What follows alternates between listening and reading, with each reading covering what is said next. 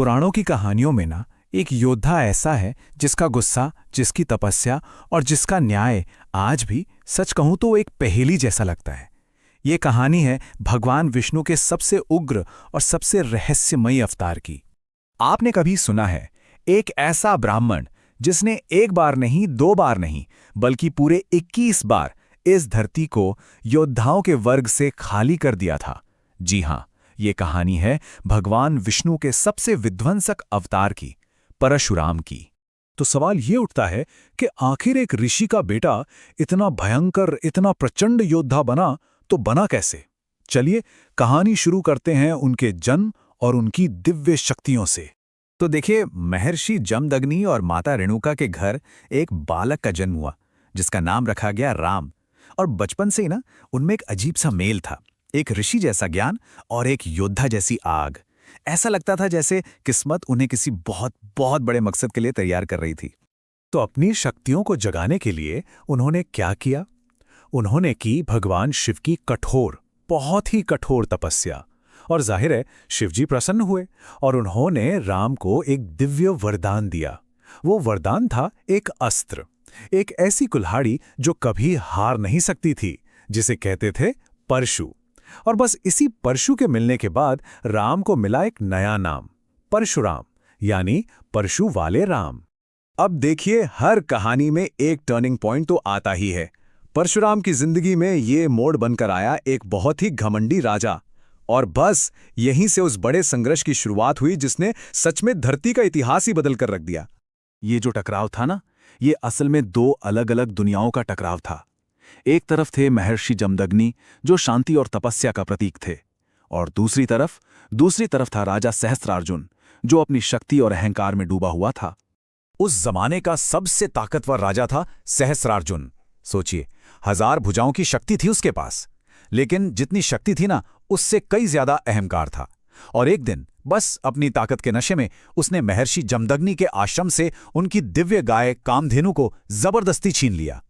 और जब परशुराम को इस अन्याय की खबर मिली तो उनका गुस्सा 7वें आसमान पे पहुंच गया। वो अकेले ही सहस्त्रार्जुन की विशाल सेना से भिड़ गए और अपने उसी दिव्य परशु से उस 1000 भुजाओं वाले घमंडी राजा का अंत कर दिया। पर रुकिए, कहानी यहां खत्म नहीं हुई। अरे, असली विनाश की शुरुआत तो अब होने वाली थी।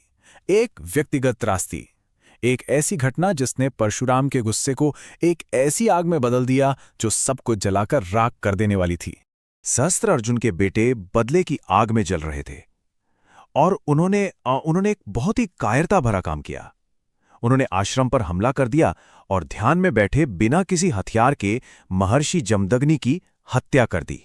जब परशुराम ने अपने पिता का मृत शरीर देखा तो उनका दुख एक भयानक विनाशकारी क्रोध में बदल गया, और उसी पल उन्होंने एक प्रतिज्ञा ली, एक ऐसी प्रतिज्ञा जिसने इतिहास को हिलाकर रख दिया।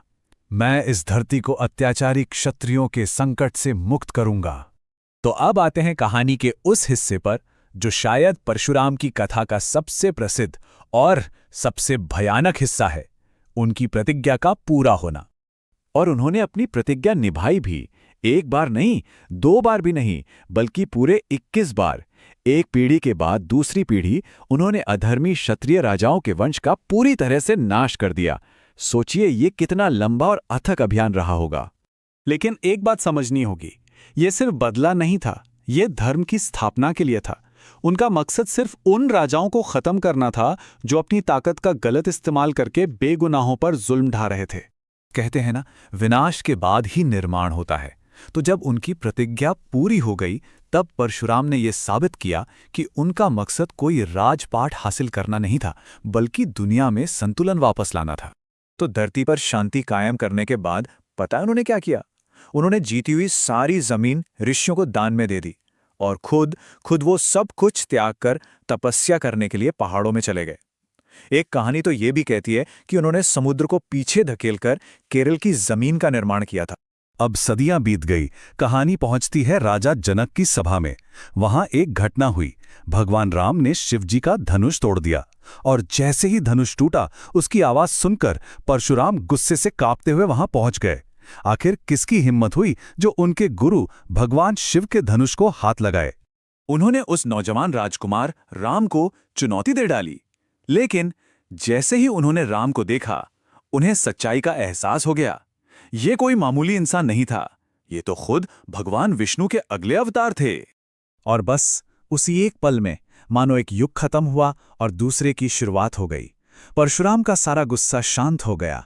उन्होंने भगवान राम को आशीर्वाद दिया, ये समझते हुए कि उनका काम अब पूरा हो चुका है और अब धर्म की रक्षा की जिम्मेदारी राम के कंधों पर है।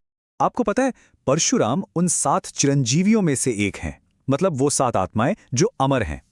ऐसी मान्यता है कि वो आज भी इसी पल महेंद्र पर्वत पर तपस्या में लीन हैं, और कहा जाता है कि कलयुग के अंत तक वो यहीं पृथ्वी पर रहेंगे।